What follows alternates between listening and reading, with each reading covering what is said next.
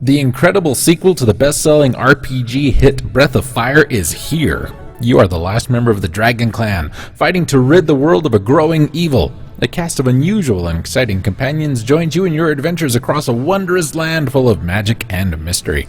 You'll find strange, mystic items, memorable monsters, and exotic locations in your quest to conquer evil. There's strategy and spellcasting galore in the hours of compelling action and adventure that awaits you. Breath of Fire 2 is the ultimate in RPG excitement.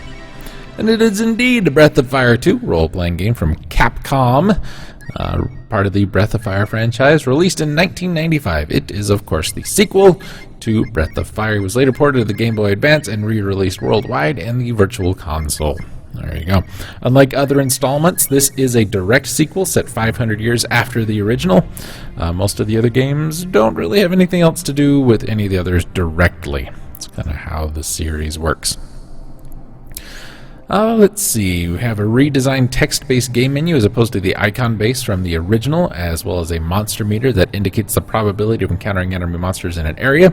We have to venture through dangerous areas as dictated by the story and randomly encounter enemies, blah blah blah. You know how RPGs work.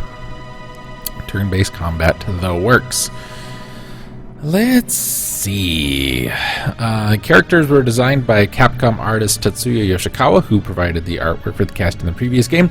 9 playable characters who join the party at set points throughout the story, each with their own selection of attacks, spells, and personal actions, which can be used to solve certain puzzles. We have our main protagonist, Ryu, who is basically the protagonist in all the games, even though it's not the same dude. There you go. A member of the elusive Dragon Clan, he can transform into draconic beings with destructive abilities and make his way as a ranger or a sword for hire, etc., etc. You know, it's kind of a thing, right? Right. Developed by many of the same people from Capcom who worked on the previous game, including the producer Tokuro Fujiwara. Character designs from the original were conceived by company head of development Kaiji Inafune. The cast was created by the artist Tetsuya Yoshikawa, who'd previously only provided promotional artwork for the predecessor. Unlike the original, which was licensed to Square for its North American release, the English version was completely done by Capcom. Capcom USA worked on the localization. The game was released in North America 1 year after it would become the first Breath of Fire title to become available in Europe. Was released the same week as the PlayStation console, debuted on the Japanese software charts as the 7th highest selling game of its first week with 89,700 copies. Got an 8 out of 10 in 2 separate reader cross reviews printed by Famicom Tsushin. Would later go on to sell a total of 350,000 copies by the end of 1995. It was popular enough to be re-released for the Nintendo Power Flash RAM peripheral at a reduced price. North American reviews were mixed to positive. EGM generally found the game worth getting for its high-quality sound and lengthy quest. Mark Lefebvre felt the graphics were below average, and the game could have been better. The other 3 reviewers more enthusiastic, praising the graphics and the shaman mechanic. I've not played a whole lot of this one.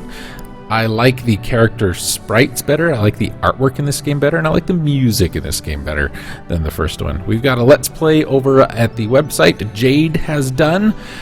He did a fan-translated version, which has some pretty entertaining dialogue options, if you're into that kind of thing.